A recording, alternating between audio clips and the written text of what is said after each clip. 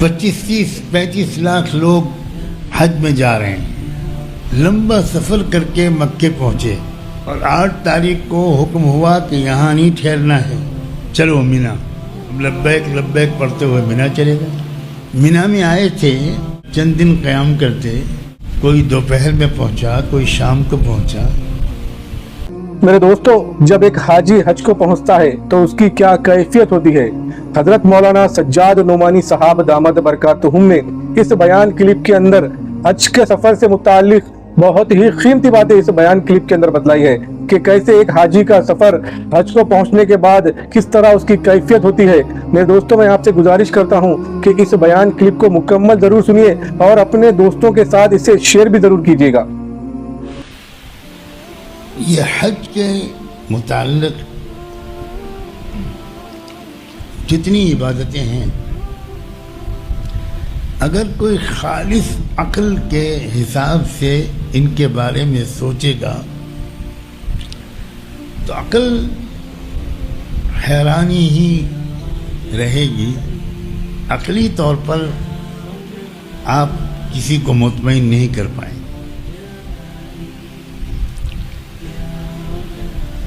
25-35 लाख लोग हज में जा रहे हैं और हज में भी अजीब व गरीब नक्लो हरकत है। लंबा सफर करके मक्के पहुंचे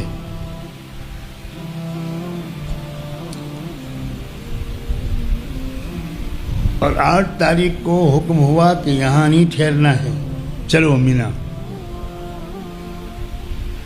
हम लब्बैक लब्बैक पढ़ते हुए मीना चले गए। मीना में आए थे, जरा चंद दिन क़याम करते, कोई दोपहर में पहुंचा, कोई शाम को पहुंचा। थका हुआ है, गर्मी का मौसम है, 2-3 दिन यहाँ बाबरकत फिजा में अल्लाह अल्लाह करेंगे। तो 9 की सुबह हुक्म हुआ कि उठो, चलो अरफात के लिए रवाना हो गए। अब अरफात पहुंचे,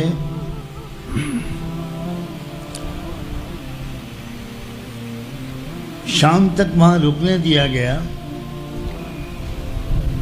मगरिब की अजान हुई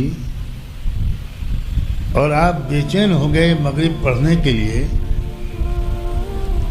आपको आपके साथ जो आलिम साहब थे उन्होंने फरमाया ना ना ना ना ना, मगरिब यहाँ नहीं पढ़नी। उनका सब मैं अपने मुल्क में मैंने मगरिब कभी नहीं छोड़ी, मगरिब मैंने कभी लेट नहीं की। दुनिया का एक मुल्क है अजीब व गरीब जहाँ का मैं बाशिंदा हूँ, मैंने वहाँ भी नहीं छोड़ी। वहाँ तो उतने किस्म के लोग रहते हैं जितने किस्म के लोग एक अजायब घर में भी नहीं रहते। मैंने वहाँ भी कभी मगरिब नहीं लेट की। आप यहाँ मुझसे कह रहे हैं कि मगरिब अभी नहीं पढ़नी। जी जनाब, अल्लाह का यही हुक्म है, आप यहाँ मगरिब नहीं पढ़ सकते। चलिए मुज़दलिफ़ा। उनका भाई साहब मुज़दलिफ़ा पहुँचते पहुँचते ईशा हो जाएगी, बल्कि हो सकता है 10 बज जाए, रात के 11 बज जाए। कहा जाएगा मसला यही है, आप यहाँ मगरिब नहीं पढ़ेंगे, वहाँ पहुँचकर मगरिब और ईशा पढ़ेंगे। अच्छा भाई,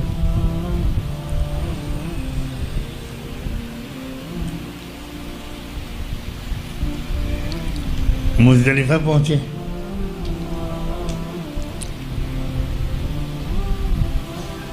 मुज़दलिफ़ा में रात का क़याम किया।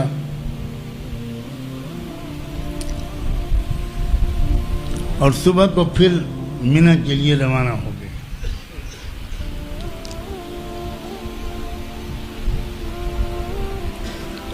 अब मिना जो पहले पहुंचे थे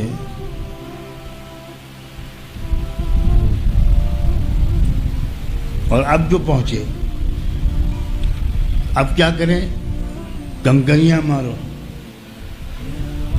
اب عقل کے اعتبار سے سوچیں، یہ بیچارہ کھمبا کھڑا ہے، اس نے کون سا گناہ کیا ہے کہ اس کو کنکریاں مارے؟ یہ کیا ہے؟ آج کل کے جو انٹل کچول ہوتے ہیں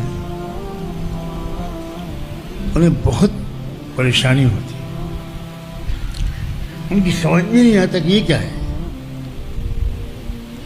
بھئی کوئی واقعی شیطان ہوتا تو اس کو مارتے، اس کو تو ہم اپنے دلی میں چھوڑائے. اور یہاں کھمبا کھڑا ہے بیچارہ معصوم، آپ اس کی پٹائی کروا رہے ہیں. اور پٹائی پہ یاد آ رہا ہے ماشاءاللہ ایسے ایسے پٹھان، خان بہادر، ان کو 7 کنکریاں مارنے میں مزہ نہیں آتا، تشفی نہیں ہوتی، دل نہیں بھرتا. اس کے بعد یہ چپل وہ جوتے، کم بخت. اب آگے اور جو وہ کہتے ہیں میں نہیں کہہ پا، ان کا آج زندگی بھر کے گناہوں کا بدلہ شیطان سے لینا. واقعی عجیب و غریب معاملہ. اگر انسان رب اور بندے کے رشتے کو نہ سمجھے اور اسلام کی اصل حقیقت کو نہ سمجھے اور اپنی عقل کو ہی ہر معاملے میں فیصل اور حکم قرار دے تو بہت عجیب اشکالات لوگوں کو ہوتے ہیں. اللہ تعالیٰ نے حج کے اعمال ایسے رکھے ہیں کہ دیکھو سکھانا مقصود یہ ہے کہ تم ہمارے حکم کے بندے ہو، عقل کو بالائے طاق رکھو. ہم جب تم سے کچھ کہیں تو اس پر چوں اور چرا کے بغیر آنکھ بند کر کے عمل کرو، سر جھکا دو. کسی عمل کی حکمت ہماری سمجھ میں آئے یا نہ آئے،